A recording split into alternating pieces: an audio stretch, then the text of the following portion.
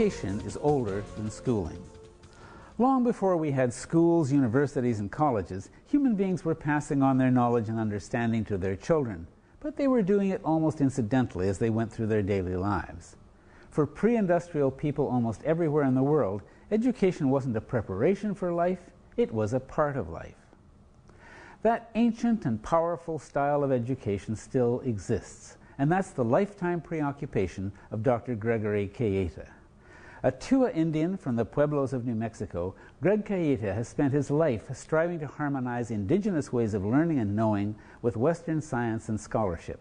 In terms of indigenous thought, human beings and plants and animal and place are all one entity, expression of the same life force, if you will. And so in most indigenous epistemologies, you have a recognition that human beings are a part of the natural world and are intimately intertwined with all of its processes. I'm wondering how I've been able to somehow manage to integrate the two worlds.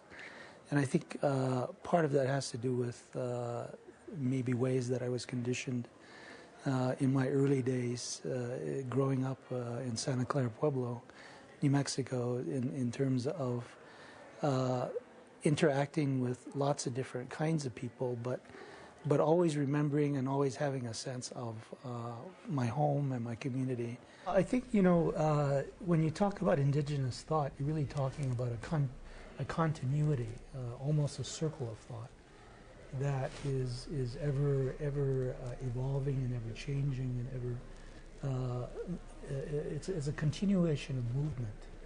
And so in that kind of thinking, past, present, and future are connected in a kind of dynamic process. In any indigenous society in earlier times and even to the present day, the most successful people are generalists.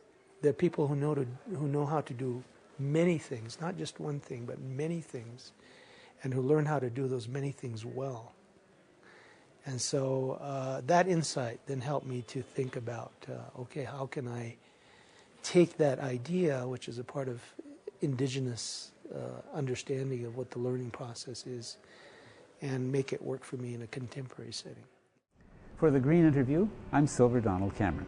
See you next time.